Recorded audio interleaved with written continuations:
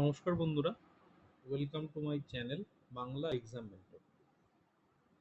আজ থেকে আমরা একটি নতুন সিরিজ শুরু করব, সেটা ইংলিশ গ্রামার নিয়ে। এই গ্রামারটি বিভিন্ন কম্পিটিটিভ এক্সামের জন্য গুরুত্বপূর্ণ। তো আজকের প্রথম চ্যাপ্টার আমরা এখানে শিখব, সেটা হচ্ছে টেন্স সম্বন্ধে।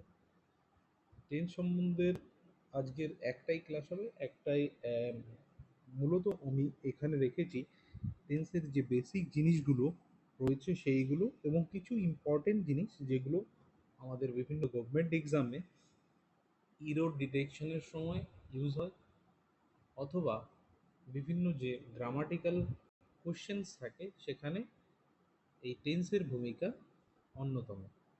তো বন্ধুরা, আর দেরি না করে চলো শুরু করা যাক। প্রথমেই দেখে নেব টেন্স কি এবং এর প্রকারভেদ। টেন্স হলো এমন একটি জিনিস যেটা বলতে আমরা বুঝি কোনো কাল বা সময়কে, অর্থাৎ কোনো একটি সেন্টেন্স যখন ব্যবহার করি সেটা কোন সময়ে ব্যবহৃত হয়েছে, অতীতে ব্যবহৃত হয়েছে, না ভবিষ্যতে ব্যবহৃত হবে, না বর্তমানে চলছে, এই ব্যাপারটাই আমাদের টেন্সে আলোচনা করব। টেন্স সাধারণত তিন প্রকারের: প্রেজেন্ট টেন্স, পাস্ট টেন্স এবং ফিউচার টেন্স। প্রেজেন্ট টেন্স কি, পাস্ট টেন্স কি এবং ফিউচার টেন্স কি সেটা আমরা পরবর্তী স্লাইডে দেখে নেব। এবং প্রত্যেকটি টেন্সকে আবার চার ভাগে ভাগ করা যায়। সেটা কি কি? Indefinite tense, continuous tense, perfect tense এবং পারফেক্ট কন্টিনিউয়াস টেন্স।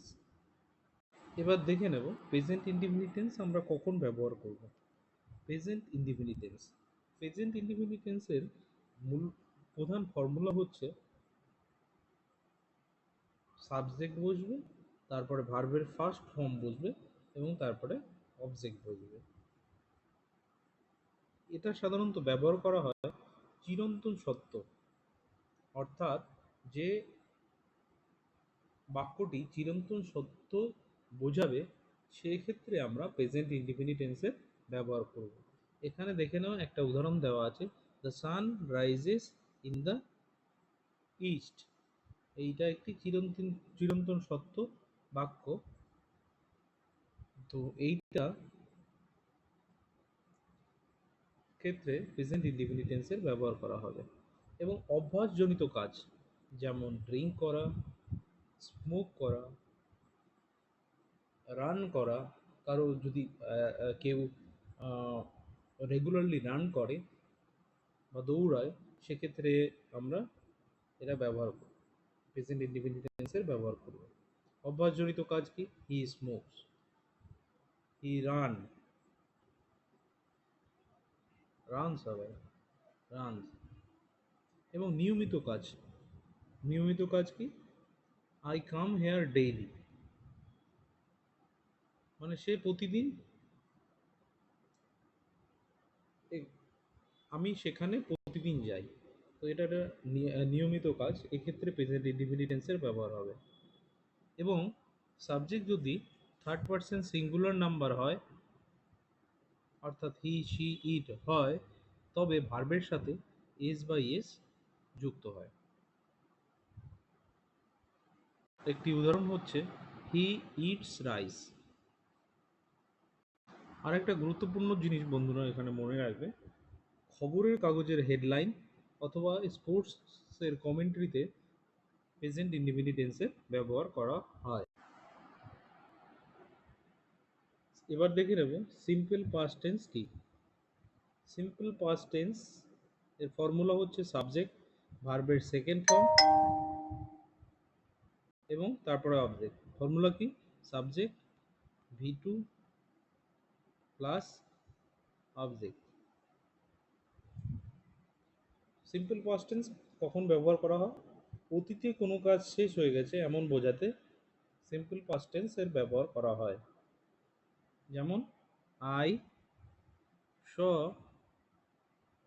ইউ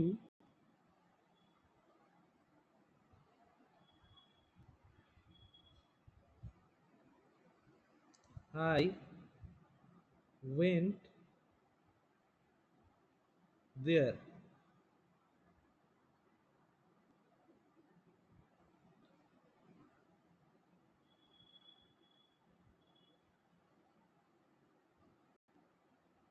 এখানে কিছু সেন্টেন্স দেওয়া আছে এবং স্পেস রাখা হয়েছে, তোমরা চাইলে এখানে তোমাদের মতো করে ফিল করে নিতে পারো।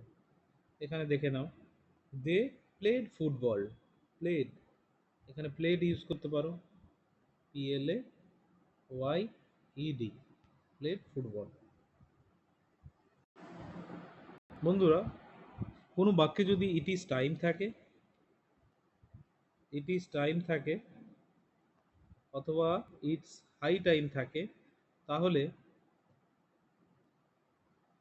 কোনো বাক্যের শুরু যদি ইট ইজ টাইম বা ইট ইজ হাই টাইম থাকবে এবং বাক্যটির পরে ইট ইজ হাই টাইমের পরে যদি সাবজেক্ট থাকে, তাহলে ভার্বের সেকেন্ড ফর্ম বসে। করে দেখে নেব সিম্পল ফিউচার টেন্স অর্থাৎ future indefinite tense. Simple future tense অথবা ফিউচার ইনডিফিনিট টেন্স। আমি শর্টকাট লিখলাম, তোমরা নিজে স্ল্যাশ দিয়ে লিখে নিতে পারো future indefinite tense. Future indefinite টেন্সের গঠনটা কি হবে? সাবজেক্ট অক্সিলারি ভার্ব হিসাবে শ্যাল বা উইল বসবে এবং তারপরে ভার্বের ফার্স্ট ফর্ম বসবে এবং তারপরে অবজেক্ট। এখানে সিম্পল ফিউচার টেন্স বা ফিউচার ইনডিফিনিট টেন্সের ক্ষেত্রে কখন বসবে? ভবিষ্যতে কোনো কাজ হবে এই রকম বোঝাতে ফিউচার ইনডিফিনিট টেন্সের ব্যবহার করা হয়। এখানে একটা এক্সাম্পল দেখে নাও, I shall meet you tomorrow. এখানে সাবজেক্ট হিসাবে বসেছে আই, শ্যাল বসেছে, মনে রাখবে আমি আমরা, আই উইয়ের পরে শ্যাল বসে এবং তুমি তোমরা অর্থাৎ ইউর, আই উই এবং ইউর পরে শ্যাল বসবে, বাকি সমস্ত জায়গায় উইল বসবে। তবে বর্তমানের আধুনিক ইংরেজিতে সমস্ত ক্ষেত্রেই উইল ব্যবহার করা যেতে পারে। I shall meet you tomorrow, এখানে আই সাবজেক্ট হিসেবে বসেছে, শ্যাল হেল্পিং ভার্ব, মিটটা হচ্ছে মেন ভার্ব, ইউটা হচ্ছে object.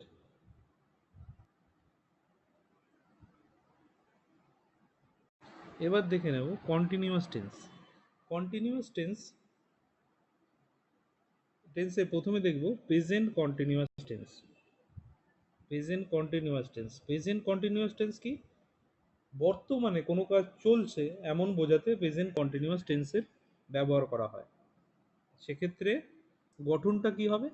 Subject am is are, am is are, তারপরে ভার্বের সাথে আই এন জি, তারপরে হচ্ছে অবজেক্ট, অবজেক্ট বসবে।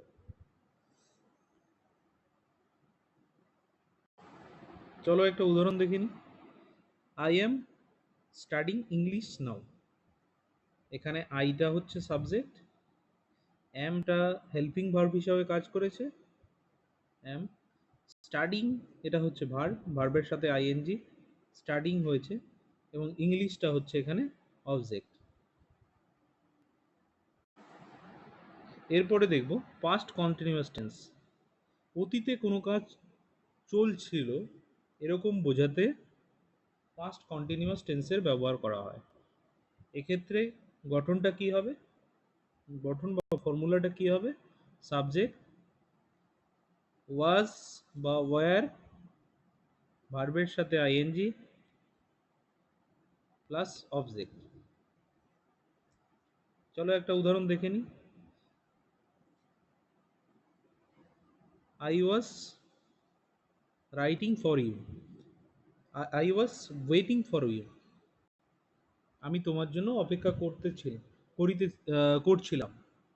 তো অতীতে এই কাজটি চলমান বোঝাচ্ছে, চলমান ছিল বোঝাচ্ছে, এই জন্য পাস্ট কন্টিনিউয়াস টেন্স বসেছে।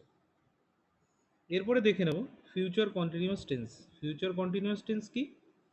ফিউচার কন্টিনিউয়াস টেন্স ভবিষ্যতে কোনো কাজ চলতে থাকবে এমন বোঝাতে ফিউচার কন্টিনিউয়াস টেন্সের ব্যবহার করা হয়। ফিউচার কন্টিনিউয়াস টেন্সের ক্ষেত্রে গঠনটা কি? সাবজেক্ট, এরপরে শ্যাল বা উইল বসে, তারপর ভার্বের সঙ্গে আইএনজি বসবে এবং তারপরে অবজেক্ট বসবে। একটা উদাহরণ দেখে নিই। We shall be talk we shall be taking the exam, আমরা পরীক্ষা দিতে থাকবো। We shall be taking the exam, এখানে উই দ্য সাবজেক্ট, উইটা সাবজেক্ট, শ্যালটা হেল্পিং ভার্ব, টেকিং, টেকিংটা হচ্ছে মেইন ভার্বের ফার্স্ট ফর্ম প্লাস আইএনজি, এবং দ্য এক্সামিনেশন এটা হচ্ছে অবজেক্ট। এরপরে দেখব perfect tense. Perfect tense, perfect tense প্রথমে দেখব present perfect tense. Present perfect tense কি?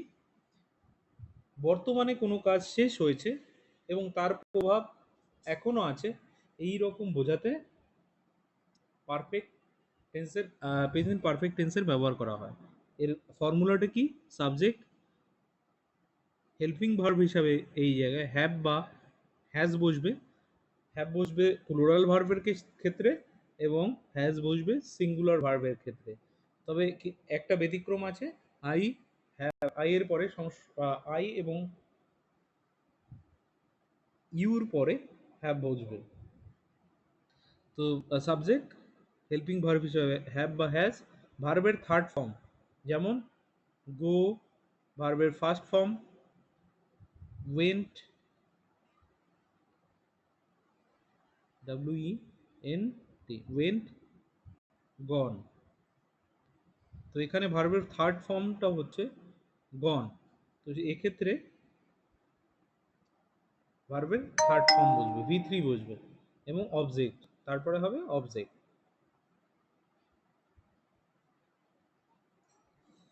চলো একটা উদাহরণ দেখে নিই। He has come to Delhi recently, he has come to Delhi recently, সে বর্তমানে দিল্লিতে এসেছে, মানে সে দিল্লিতে এসেছে এবং তার প্রভাব বর্তমানে রয়েছে, এই রকম বোঝাতে প্রেজেন্ট পারফেক্ট টেন্সের ব্যবহার করা হয়। আই হ্যাজ, আরেকটা উদাহরণ দেখি। আই হ্যাভ গন দেয়ার।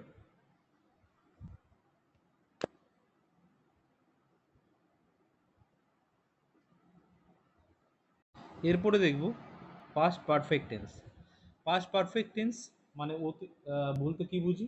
অতীতে কোনো কাজ, অতীতে যে কোনো দুটো কাজ একটি আরেকটির আগে শেষ হয়েছিল, সেটা বোঝাতে পাস্ট পারফেক্ট টেন্সের ব্যবহার করা হয়। অর্থাৎ অথবা অতীতে কোনো কাজ শেষ হয়েছিল এমন বোঝাতে পারফেক্ট টেন্সের ব্যবহার করা হয়। এর ফর্মুলা কি? সাবজেক্ট, এখানে হেল্পিং ভার্ব হিসেবে হ্যাড ব্যবহার হবে এবং ভার্বের থার্ড ফর্ম হবে, তারপরে অবজেক্ট ব্যবহার করা হবে। এখানে চলো একটা উদাহরণ দেখে নিই। I had taken the mango,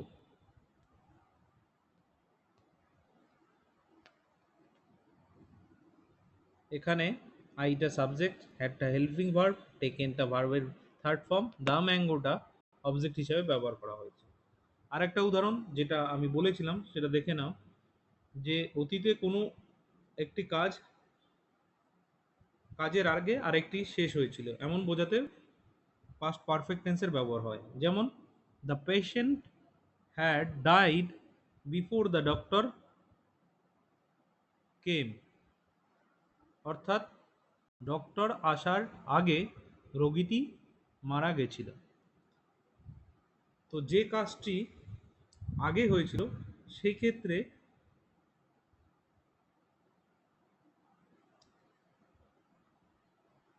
ফর্মুলাটা থাকবে সাবজেক্ট হ্যাড ভি3 প্লাস অবজেক্ট, এবং যে কাজটি পরে হয়েছিল সেটার ক্ষেত্রে ফার্স্ট ইনডিফিনিটেন্স বসবে। এখানে দেখো the doctor, the doctor came, first ইনডিফিনিটেন্সের ফর্মুলা কি? সাবজেক্ট ভি3 ভি2 প্লাস অবজেক্ট।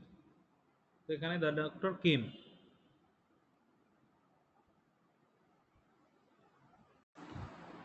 আরও ভালোভাবে মনে রাখার জন্য এটা মাথায় রাখবে, বিফোর এর আগে পাস্ট পারফেক্ট হয় এবং পরে সিম্পল পাস্ট হয়, সিম্পল পাস্ট অর্থাৎ পাস্ট ইনডিফিনিট টেন্স হয়।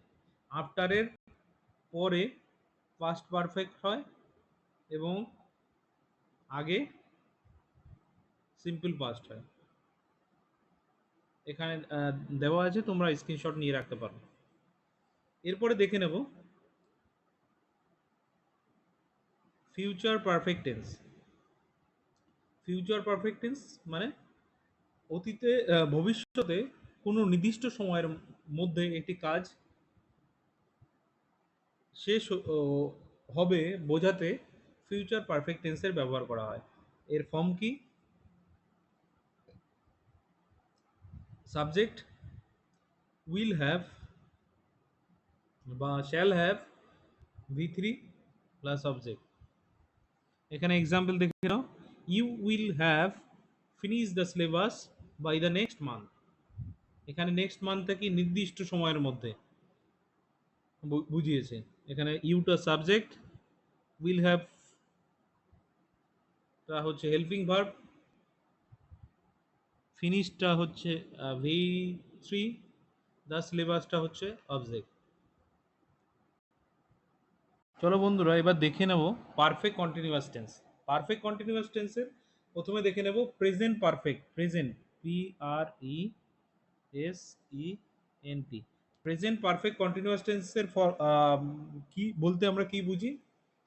প্রেজেন্ট পারফেক্ট কন্টিনিউয়াস টেন্স হলো এমন একটি টেন্স যেখানে অতীতে কোনো কাজ শুরু হয়েছিল এবং যেটি বর্তমানে চলছে এমন বোঝাতে প্রেজেন্ট পারফেক্ট কন্টিনিউয়াস টেন্সের ব্যবহার করা হয়।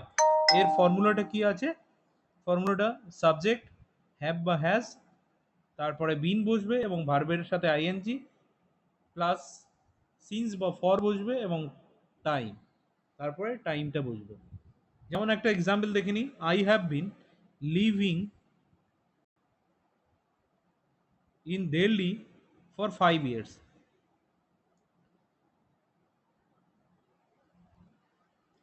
আরেকটা, I have been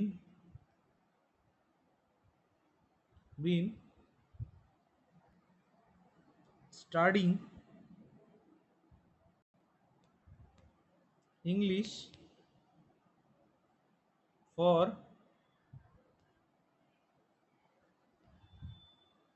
2 hours।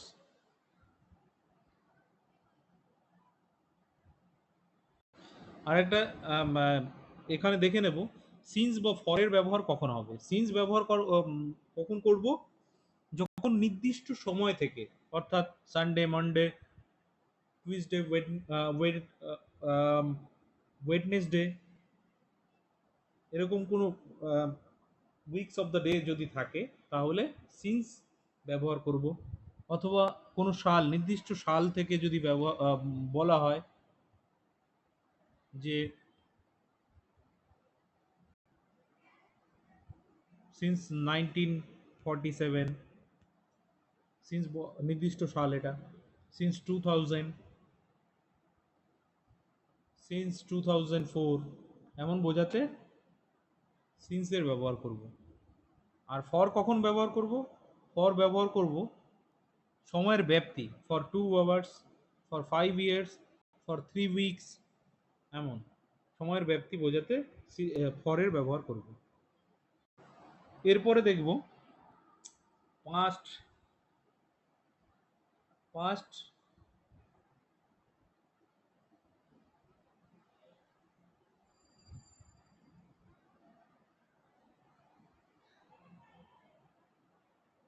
Past perfect continuous tense. Past perfect continuous tense কি? অতীতে কোনো কাজ নির্দিষ্ট সময় ধরে চলছিল এমন বোঝাতে পাস্ট পারফেক্ট কন্টিনিউয়াস টেন্সের ব্যবহার করা হয়। পাস্ট পারফেক্ট কন্টিনিউয়াস টেন্সের ফর্মুলাটা কি? সাবজেক্ট হ্যাড, বিন, ভির সাথে আইএনজি, তারপরে সিন্স বা ফর প্লাস টাইম। যেমন একটা এক্সাম্পল দেখে নিই। Future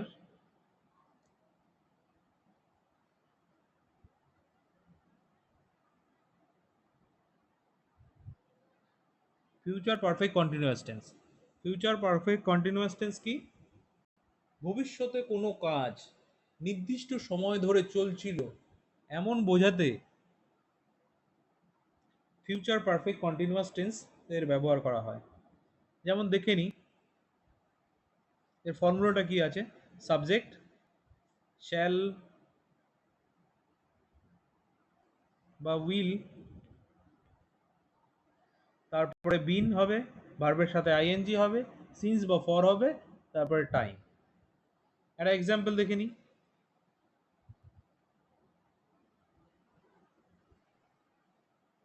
she will been waiting for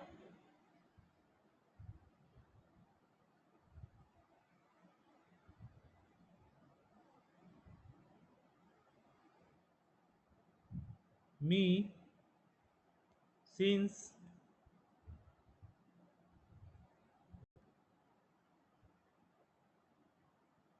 Monday।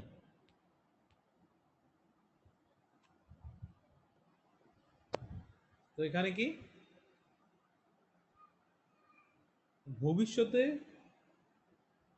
কোনো কাজ একটি নির্দিষ্ট সময় ধরে চলবে এমন বোঝাতে ফিউচার ফিউচার পারফেক্ট কন্টিনিউয়াস টেন্সের ব্যবহার করা হয়।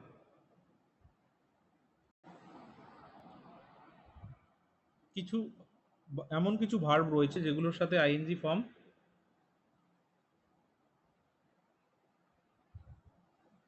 ইউজ করা হয় না, সেই ভার্বগুলো কন্টিনিউয়াস টেন্সের ক্ষেত্রে ব্যবহার করা যায় না। যেমন ভার্ব অফ পারসেপশন বা emotion, know, see, hear, love, hate, own, এই সমস্ত ভার্বের সাথে আইএনজি ফর্ম যুক্ত হয় না, তাই এটি কন্টিনিউয়াস টেন্সে ব্যবহার করা যায় না। যেমন এক্সাম্পল যদি আমরা কখনো দেখি পরীক্ষায়, আই অ্যাম নোয়িং ইউ, এটা কখনোই হবে না। রাইট সেন্টেন্সটা কি হবে? I know you. He is owning a car হবে না, হি ওনস এ কার, এটা রাইট। এখানে একটা সিন্সের বিশেষ ব্যবহার দেখে নেব। সিন্সের সিন্স যদি বাক্যের মাঝে থাকে এবং তার আগে প্রেজেন্ট পারফেক্ট টেন্স থাকলে পরের অংশটি সিম্পল পাস্ট হয়, এবং সিন্সের আগে যদি পাস্ট পারফেক্ট হয় তাহলে পরের অংশটি সিম্পল পাস্ট হবে।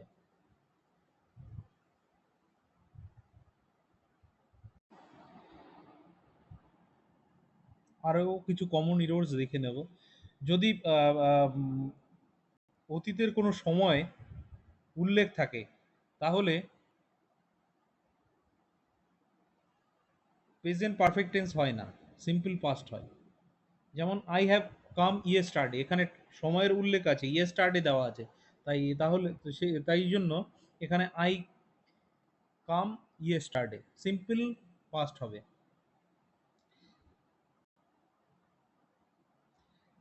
পজিশনের ক্ষেত্রে কন্টিনিউয়াস টেন্সের ব্যবহার করা হয় না, এটা আগেই দেখে নিয়েছি। He is owning owning a car, এটা হবে না, কন্টিনিউয়াস টেন্সের ব্যবহার হবে না এখানে। He owns a car, simple present হবে। I am knowing you, verb perception, হবে না, বাক্যটি ভুল। আই নো ইউ, বাক্যটি সঠিক হবে। তো বন্ধুরা, এই ছিল টেন্সের সম্পূর্ণ ক্লাস। যদি ক্লাসটি ভালো লাগে এবং পরবর্তীতে এই ধরনের আরও ভিডিও তোমরা যদি দেখতে চাও, তাহলে আমার এই চ্যানেলটিকে অবশ্যই সাবস্ক্রাইব করে নেবে এবং তোমাদের বন্ধুদের সাথে শেয়ার করবে, যাতে সবাই ভিডিওটি দেখতে পায়। এবং এর যে পিডিএফ আমি আমার যে হোয়াটসঅ্যাপ বা টেলিগ্রাম গ্রুপের লিঙ্ক দিয়ে দেবো, সেখানে তোমরা পেয়ে যাবে। এবং ভালো আরও ফিউচারে অনেক এক্সামের নোটিফিকেশন বেরোবে এবং বিভিন্ন এক্সামের নোটিফিকেশন তোমরা এখানে আপডেট পেতে পারো। এবং বিভিন্ন স্টাডি মেটেরিয়ালস এর জন্য অবশ্যই আমার এই এক্সাম বাংলা এই চ্যানেলটিকে ফলো করো। ধন্যবাদ বন্ধুরা, ভালো থেকো, সুস্থ থাকবে। ধন্যবাদ।